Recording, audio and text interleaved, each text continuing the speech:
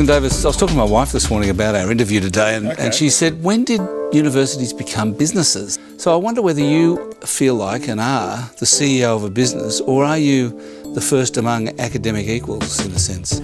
I don't feel like the CEO of a business. I can't order things around in the way that a CEO would do. Do you mean you're not an autocrat? I mean, in the sense that a CEO is kind of makes decisions. True. But what I mean by that is there's a collegial governance that's inherent in a university. There's an academic board. I can't decide who comes to this university. I can't decide what we teach. Those things are done collegially through well-established processes with lots of other people involved, and that's exactly how I like it.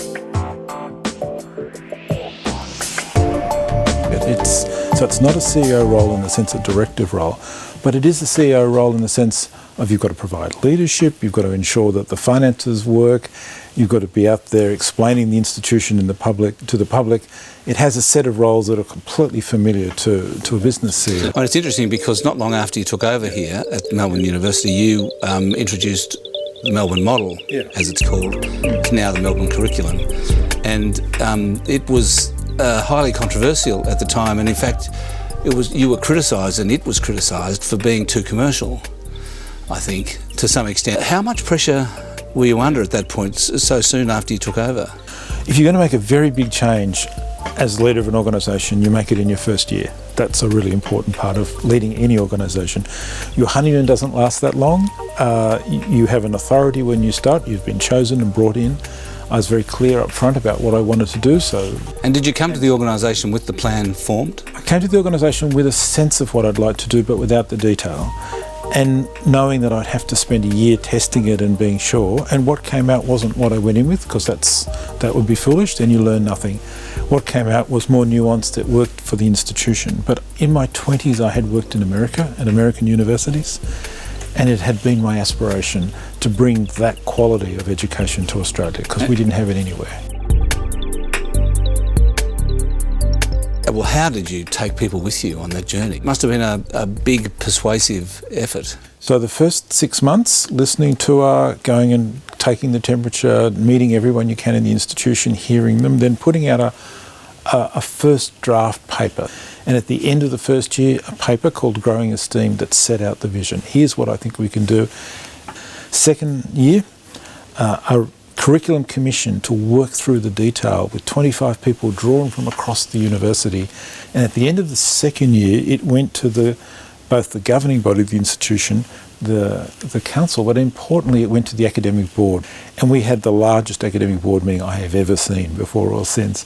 Hundreds of people there, literally on the floors and hanging off. Everybody was there. Everybody wanted to be there. A lively discussion, and then they voted unanimously in favour of the change. So it was a unanimous vote? A unanimous vote. And at that point, it has legitimacy, standing, authority, and you can move to implementation. Because the third year is the implementation year. It's a really difficult year, the most difficult year of my professional life. And then first semester 2008, we start the new model.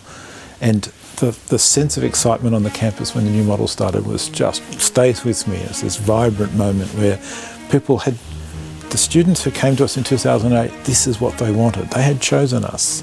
They could have gone anywhere else, and they'd chosen to come here. So there was some criticism. Oh, of course. And fairly vociferous too. I mean, how did you take that? Well, if it's the right model, you should have answers to the criticism. The criticisms were that students wanted to come straight into law and into medicine, and our view was, and I said it absolutely up front at the time, yes, it's not that it's unfair. Yes, we are asking you to do another year because we're offering you a much better education.